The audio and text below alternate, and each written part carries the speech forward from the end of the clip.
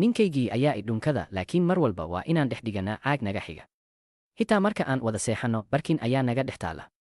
Sababta ayaa ah inuu ila raaxaysto maadaama aanan lahayn wax raaxo gaar ah. Markaan waddada marayo, dadka qaar waxay hawada ku qaadaan walxo, qaar way duulaan, qaarna biyaha ayay xukumaan. Xitaa bisadaha waddada laga soo qaado waxay isu beddeli karaan bini'aadam. Adduunkan qof walba wuxuu kiciyaa awooddiisa marka uu gaaro 18 sano, laakiin anigu hadda waxaan ahay 25 jir welina waxba ma dareemin markaan shaqo raadsho oo waraysi tago. Isla marka ay ogaadaan inaanan lahayn awood gaar ah, si toos ah ayay i diidaan. Habeenkaa waxaan raacay taksi si aan guriga ugu laabto. Intii aan jidka ku jiray, darawalku wuxuu igu yidhi wuu saadaalin karaa mustaqbalkayga, wuxuuna sheegay inaan dhowaan dhiman doono. Waxaan u qaatay inuu waalan yahay.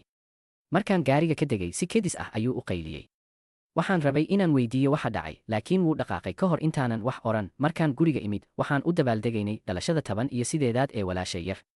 Taasi waxay ka dhigan tahay inay maalintaas kicin doonto awooddeeda. Markay shumacyadii damisay, waxay tidhi wax awood ah ma dareemayso. Hooyo waxay ku tidhi isku day inay maskaxdeeda ku shido tiiga. Waxay gacanta u taagtay tiiga. Laakiin waxba ma dhicin. Aabe wuxuu ku yidhi inay diiradda saarto fikirkeeda, laakiin taasna ma shaqayn. Markaan arkay sida ay u niyad jabtay, wax yar ayaan qoslay. Waxaad qaadan kartaa dhowr maalmood ama toddobaadyo.